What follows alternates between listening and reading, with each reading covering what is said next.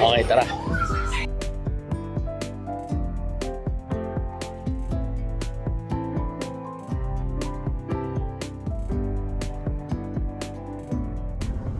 Hey guys! So, nandito pa rin tayo sa SM Mall of Asia concert ground.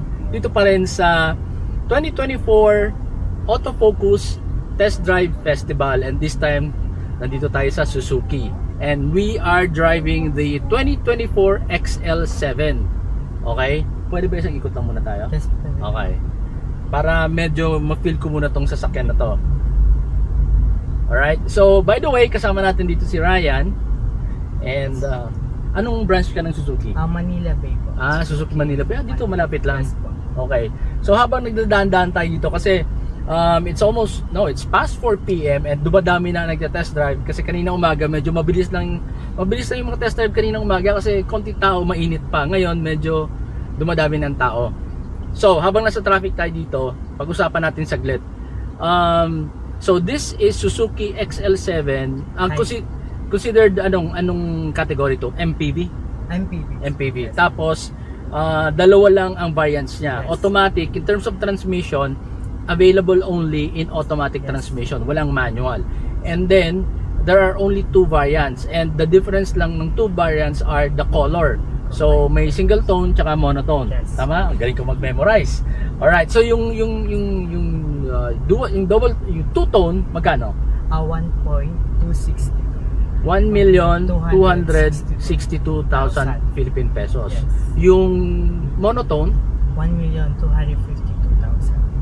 so 10,000 lang difference? 10,000 pesos lang ang difference. Oh, okay. Now, limited ba yung mga two tones na available? Yung two tones na available is Savannah Ivory Metallic, which is ito po. Savannah Ivory Metallic. Metallic. Oh, maganda yung color na to. And then the other one is Rising Orange Pearl Metallic po. Okay, So, okay. orange po yung color niya. And then yung roof po niya is black. Sige. So, very simple lang ang ginawa ng Suzuki. Di ka malilito, dalawa lang pamimilian mo when it comes to the XL7. Alright, eto honest question. Kasi ako, pag tumitingin ako sa Suzuki, nakita ko yung XL7, tapos nakita ko yung Ertiga, parang feeling ko, di ba parang same category lang sila? So, sa perspective ng Suzuki, in terms of marketing, selling the two models, ano pinagkaiba ng dalawa? First yung ground clearance lang po. Ground clearance, okay. Mas mataas po dito kaysa sa Ertiga. Mas mataas to, And then okay? yung dimension niya, mas pina-expand lang po. Longer? Yes po. How about yung width? Mas konti lang naman po. Wider din to. Yes. So in short, higher category yung XL7. Yes. Okay. And somewhere around magkano yung Ertiga? Yung pinaka top of the line po natin is 1,178,000. 1,170,000. Which is So automatic variant. mga 90,000 lang difference ng dalawa? Yes. Oh, okay. Okay.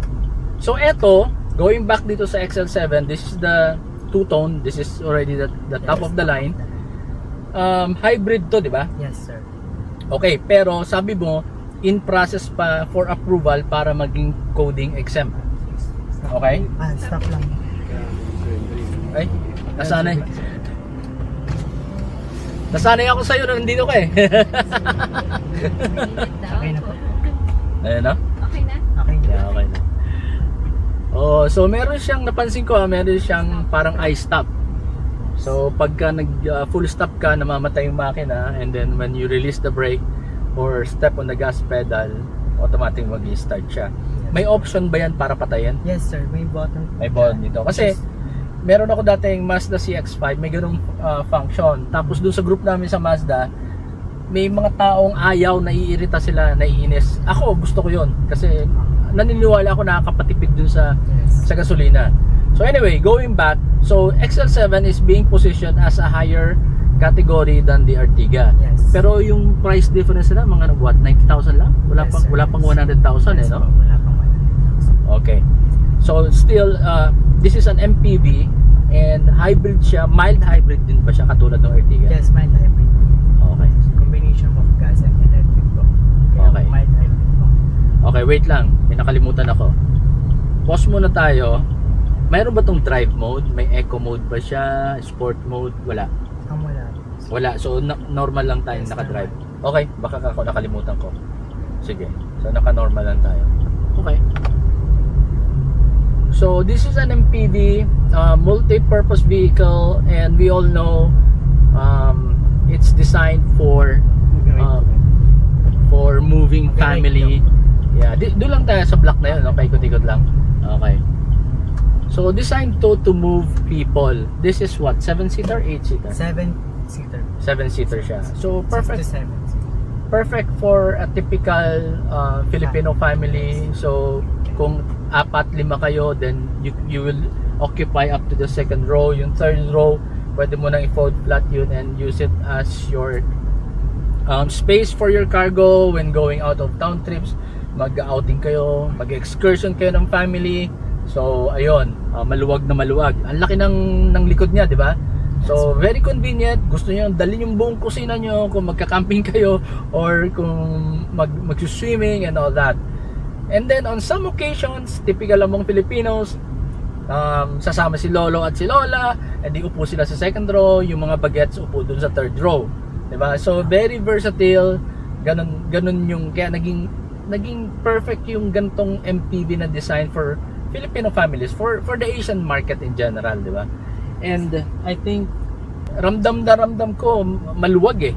Yes, very comfortable. Yeah, in terms of space. Meron namang there's enough elbow room. One more turn. Medyo gusto ko lang makita yung power niya. So kasi nagdaan-daan lang tayo kanina. So one last turn. 4 kami, tingnan natin kung kumusta ang power niya. Front wheel drive ba to, rear wheel drive? Front wheel drive. Front wheel drive. Okay, umabot siya ng 5,800 RPM. Hindi pa siya nag-shift, binitawan ko lang. Okay naman, hindi siya super powerful. I think just right. Hindi naman to din design for racing. I think sufficient yung power. Very evident yung road noise, probably because of the tires, low profile tires. If you're somebody who is very particular with comfort, pwede mo siguro palitan yung gulong ng something more quiet. But I think ang pinakamalaking selling point nito is yung space. Look at the headroom. Ramdam na ramdam ko, and even pagtingin ko sa rear view mirror, ang layo nung likod eh. So maluwag na maluwag. And then mataas yung windshield. Almost it feels like parang van yung feeling mo dito sa taas. As in, akala mo van na walang ulo. Ang ganda ng tingin mo sa front.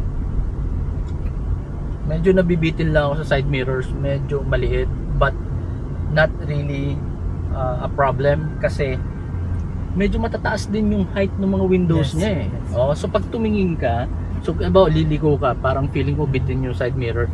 Pag ganun mo, ang ganda ng view. Tapos yung window sill, yung belt line niya, not too high, not too low. For my size, kitang-kita ko dyan. So magandang gamitin. Power steering niya, hydraulic, hindi pa electric, no? Hindi pa. Electric na ba to? Okay. Okay. Electric na rin pala. So, medyo medyo hindi ganun kalambot yung pagkaka-tune niya. Pero okay din naman. Ayun, pag tumakbo na ng mga 10 pataas, siya, progressive. Ibig sabihin, nagbabago. Malakas ang brake. Ayan o. Okay. Anong mga meron mo dito? So, meron kang screen dito. 10-inch floating. Audio, Apple CarPlay and Android. Wireless na. Apple wireless. Oh, okay. So, may wireless Apple CarPlay and wireless Android Auto. May wireless charger, wala. 12 volts. Pero hindi wireless, ano? So, may USB port ka dito. Meron ka pa ring 12 volt na cigarette plug dito. And dual AC na rin siya at dual climate, tama? Yes. So meron siyang malaking ano dito, yung yung aircon, yung secondary aircon niya, blower. Parang, I'm not sure kung may evaporator ba dito sa loob. Pero sa tingin ko meron. Okay. Kumusta ang lamig dyan? Pinahinaan ko pa. Mabilis naman lumamig, di ba? No. Kanina kasi nung may gumamit nito, pinatay niya yung engine, so patay yung AC. So for a few minutes, pag na nakapatay, pagpasok namin, mainit na agad. Kasi mainit ang panahon. But then, pag alis namin, ano naman after one turn, malamig na. And hininaan ko pa yung blower kasi nga, maingay, baka di nyo ako marinig ng maayos. So, AC is okay, it's comfortable. I think maganda for you know, for a family na pang daily, pwedeng gamitin ni daddy going to the office, ihatid muna yung mga bata bago pumasok sa office, and then on the way home sunduin ng wife, si mommy. So all around family car. I think number one niya talaga selling point dito is the space.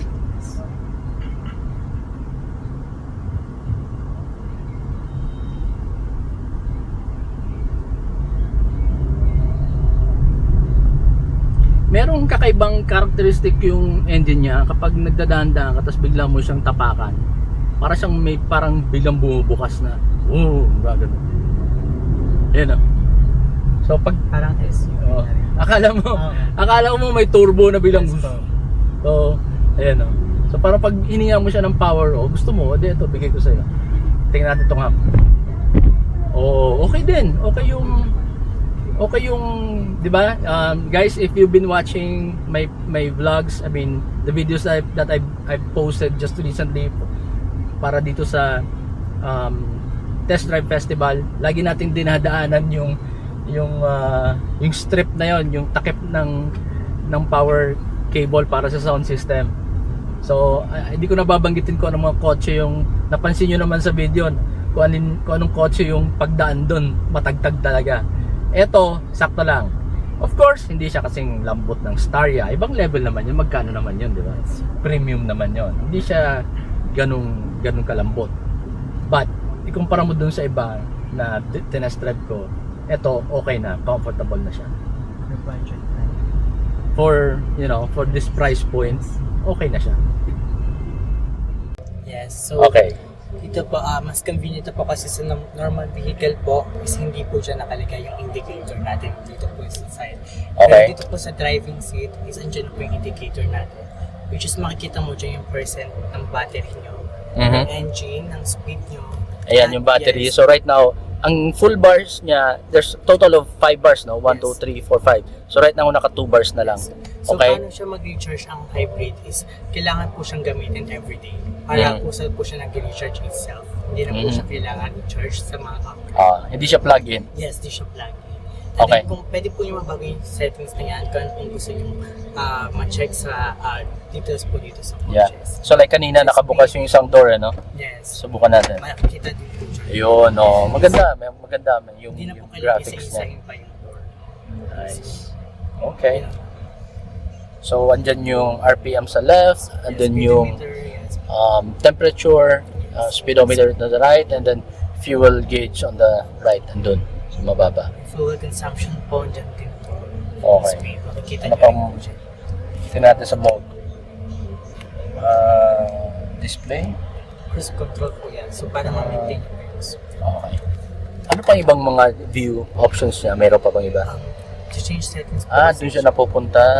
Okay. Ayun. Yung trip meter yon. Subukan natin dito sa... Ayun. So, eto may display. Dito pala yung, yung pang-change ng display, mga modes. Ayun. Ayun, average fuel economy, range, estimated range based on your average fuel consumption and based on the remaining gas you have on your fuel tank. And then, ayan, kilometers per liter. Kompleto, driving time. What else? Total idle stop time. Yun, magandang information yan. Kasi kung minsan, di natin napapansin. Ang tagal pala ng idle time natin, malakas magkonsumo yan. And then, what's this? Oh, clock. Digital clock and then date. Okay, tapos merong front, left, right, rear. Ano yan? Motion sensor? Ah, okay. Torque, power, may ganun-ganun pala siya. Okay, thank you. Alright. Ayan, thank you Ryan. We're back Thank you here. so much. Thank you for your time. And ayun guys, so if you're looking for a family car at this budget, subukan nyo. Kung may time pa kayo, sana ma-publish ko to agad. If you have time to drop by, habulin nyo pa siguro tomorrow. Tomorrow Sunday is the last day. Daan kayo dito sa Suzuki, hanapin nyo si Ryan, mag-test drive kayo. Ang bilis lang magpa-schedule ng test drive. And kung nasa ganito yung budget nyo for a family car, it's gonna be worth your while to check this out first before you make a decision. Alright? Thank you so much for watching. Drive safe. Bye. Masyadong malaki. So, madali lang pa. Sensor. If you like this video, please do not forget to subscribe to our YouTube channel. We are also on Facebook. Please like and follow our page.